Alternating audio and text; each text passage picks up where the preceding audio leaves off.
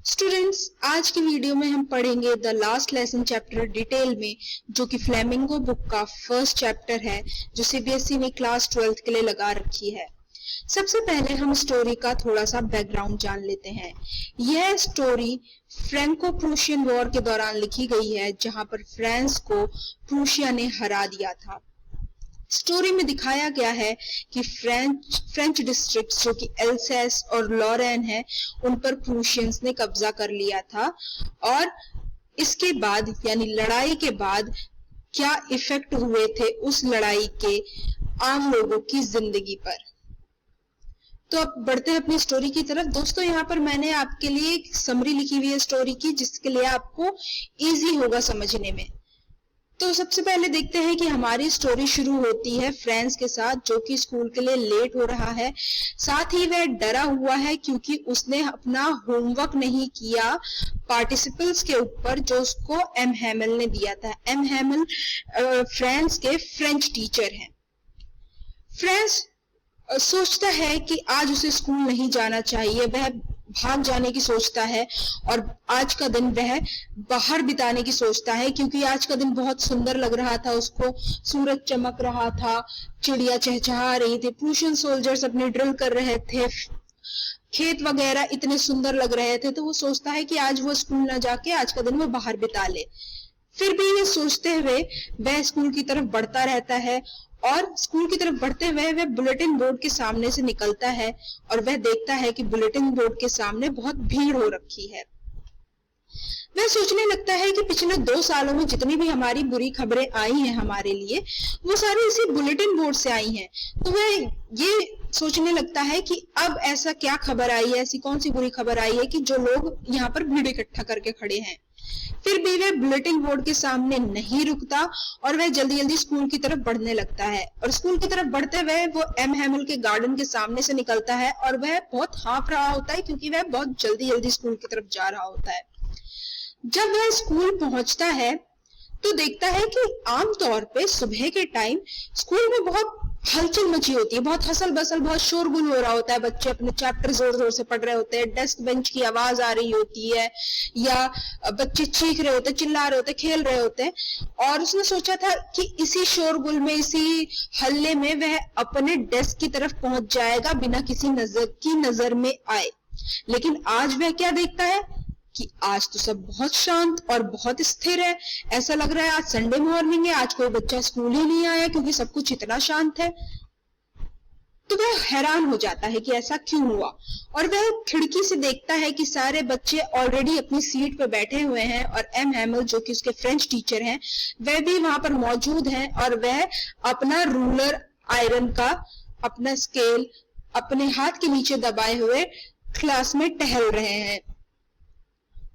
तो जब क्योंकि सारे बच्चे अब अपनी सीट पे बैठ चुके हैं, तो फ्रांस को सबके सामने अंदर जाना पड़ता है। उसने सोचा था कि शोरगुल में, भीड़ भड़क्के में वो चुपके से निकल के अपनी सीट पे बैठ जाएगा, लेकिन अब क्योंकि सब अपनी सीट पे बैठ चुके हैं तो उसे सबके सामने अंदर जाना पड़ता है।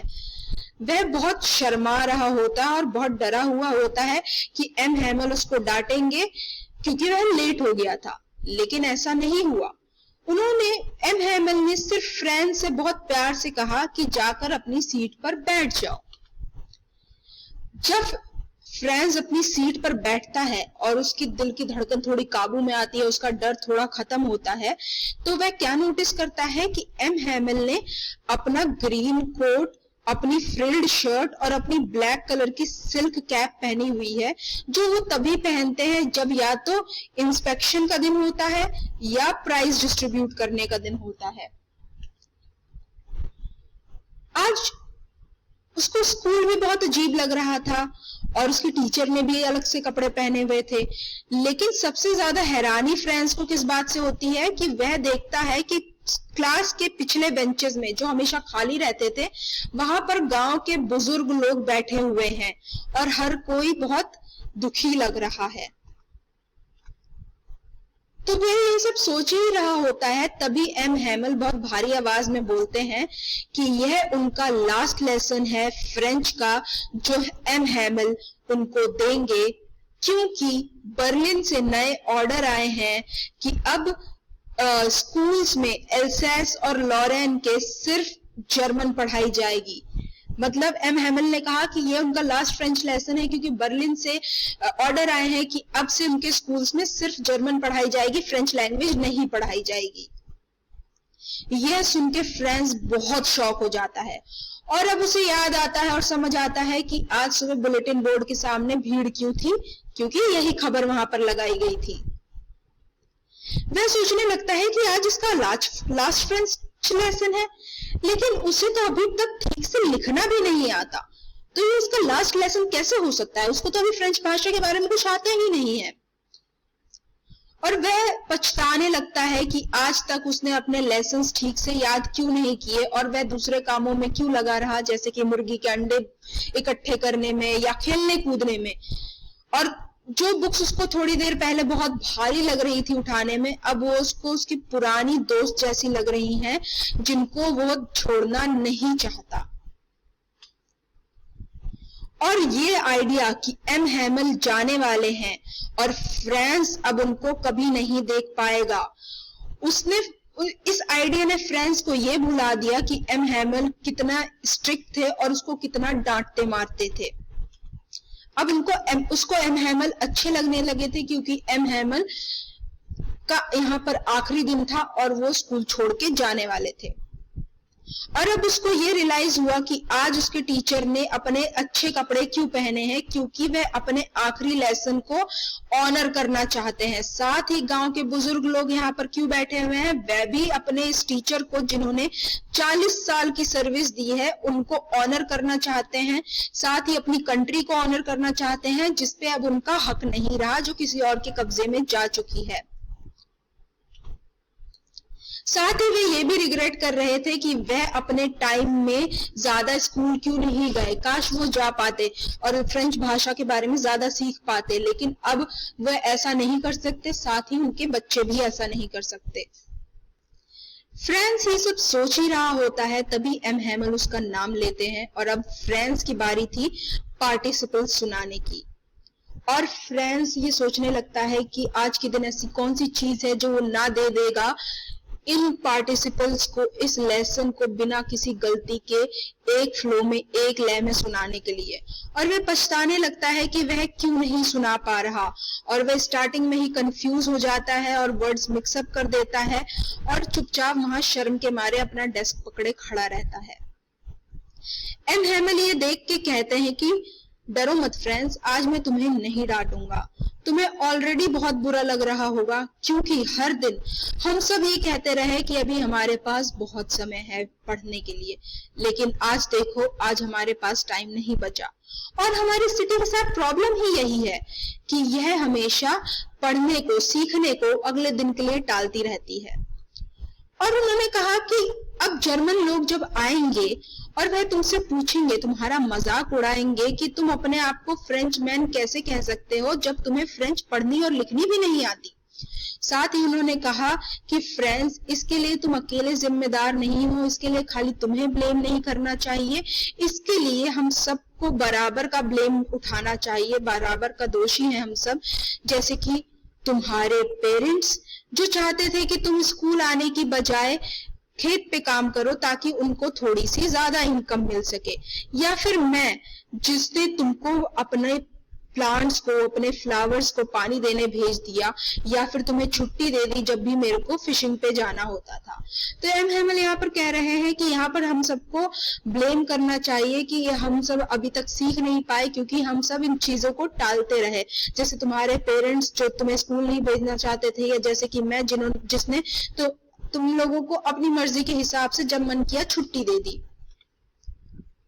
फिर वे फ्रेंच भाषा के बारे में बात करते रहे कि कैसे ये सबसे क्लियर भाषा है, सबसे लॉजिकल भाषा है, और कैसे इन लोगों को यह भाषा अपने बीच में जिंदा रखनी चाहिए, क्योंकि जब किसी कंट्री के लोग गुलाम बना लिए जाते हैं तो जब तक वो अपनी भाषा को अपने बीच जिंदा रखते हैं तो समझ लीजिए उनके पास अपने जेल के लिए चाबी होती है।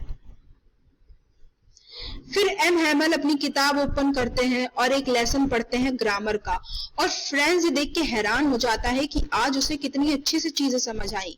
आज तक उसे चैप्टर समझ नहीं आते थे, लेकिन आज उसको चैप्टर बहुत अच्छे से समझ आया और वो हैरान हो गया सोच के कि आज उसे इतने अच्छे से समझ क्यों आया। शायद इसलिए क्योंकि आज तक उसने इतने ध्यान से कभी सुना नहीं था, या फिर इसलिए कि आज तक उसके टीचर ने कभी इतने पेशेंस के साथ, इतने धैर्य के साथ चीजें एक्सप्लेन नहीं की थी। फिर ग्रामर के बाद उनका एक लेसन होता है राइटिंग में, जिसमें एम हैमिल सबको नई कॉपीज देखते हैं जिसपे लिखा होता है फ्रांस एल्सेस। और जब ये कॉपी सबके डेस्क पे जाती हैं तो ऐसा लगता है छोटे छोटे फ्लैग सबके डेस्क पे लहरा रहे हैं जिन पे लिखा हुआ है फ्रांस एल्सेस। फिर सब अपनी अपनी नोटबुक में बहुत चुपचाप लिखने बैठ जाते हैं, कोई भी जरा सी भी आवाज नहीं करता, एकदम पिन ड्रॉप साइलेंस होता है। सारे लोग चुपचाप लिख रहे होते हैं, यहाँ तक कि जब कुछ कीट पतंगे उड़ के क्लास में आ जाते हैं तब भी उनपे कोई ध्यान नहीं देता, ना ही कोई आवाज करता है। साथ ही जब कुछ कुछ कबूतर उनकी छत पर बोलते हैं तब भी उन पर कोई ध्यान नहीं देता। और उन कबूतरों को सुन के फ्रांस ये सोचता है कि क्या जर्मन के लोग इन कबूतरों को भी जर्मन में बोलने पे मजबूर करेंगे। फिर फ्रांस जब अपनी कॉपी से सर उठा के देखता है तो वह देखता है कि एम हैमल अपनी कुर्सी पर बिना हिले डुले बैठे हुए हैं, जैसे कि वह हर तरफ देख रहे हैं, जैसे कि मान लीजिए वह इस पिक्चर को, इस इमेज को अपने दिमाग में फिक्स कर लेना चाहते हैं। वह यहाँ पर 40 साल से रहे हैं अपने इस क्लासरूम के बाहर अपने गार्डन के साथ, जहां उन्होंने अपने हाथों से पेड़ लगाए। सब कुछ चीज वैसी की वैसी है 40 सालों में, बस क्लास के डेस्क थोड़े पुराने हो गए हैं और जो पेड़ उन्होंने गार्डन में लगाए थे वो थोड़े से बड़े हो गए हैं। लेकिन 40 सालों से वो इन चीजों के साथ यहाँ रहे हैं, लेकिन अब उनको अगले दिन ये कंट्री छोड़ के जानी पड़ेगी, क्योंकि अब उनका यहाँ काम नहीं है। फ्रेंच के टीचर थे, अब फ्रेंच नहीं पढ़ाई जाएगी यहाँ पर, अब जर्मन पढ़ाई जाएगी, तो जर्मन का नया टीचर आने वाला है। इसके बाद उनका एक लेसन होता है हिस्ट्री में, और छोटे छोटे बच्चे जो होते हैं वे अपने लेटर्स यानी अपने शब्द रटना शुरू कर देते हैं जोर जोर से चिल्ला के। बूढ़ा हॉजर जो क्लास के पीछे बैठा होता है वह भी इन बच्चों के साथ लेटर्स रटने लगता है और उसकी आवाज कांपने लगती है क्योंकि वह रो रहा होता है और उसका गला इमोशन से भर आता है। और फ्रांस ये सोचता है कि ये आवाज मतलब कितनी फनी लग रही है, इसकी कांपती हुई आवाज सुनना, और सबको इतनी फनी लग रही थी कि सब साथ में हंसना भी चाहते थे लेकिन साथ में रोना भी चाहते थे। फिर चर्च की बेल 12 बजा देती है और एम हैमिल अपनी चेयर से खड़े होते हैं और कुछ बोलने की कोशिश करते हैं लेकिन बोल नहीं पाते, उनका गला भर आता है। तो वे चौक उठाते हैं और अपने बोर्ड पे बड़ा बड़ा लिखते हैं फ्रेंच में, लॉन्ग लिव फ्रांस। उसके बाद वे अपना सर दीवार से टिकाते हैं और अपने हाथ से इशारा करते हुए कहते हैं कि स्कूल खत्म हो गया, अब आप लोग जा सकते हैं। तो फ्रेंड्स ये था chapter the last lesson detail में। नेक्स्ट वीडियो में हम सेकंड चैप्टर पढ़ेंगे फ्लेमिंगो का द लॉस्ट स्प्रिंग। अगर आपको वीडियो पसंद आई तो इसको लाइक कीजिए और अपने दोस्तों के साथ शेयर कीजिए। साथ ही नेक्स्ट वीडियो की नोटिफिकेशन के लिए आप हमारे चैनल को सब्सक्राइब कीजिए।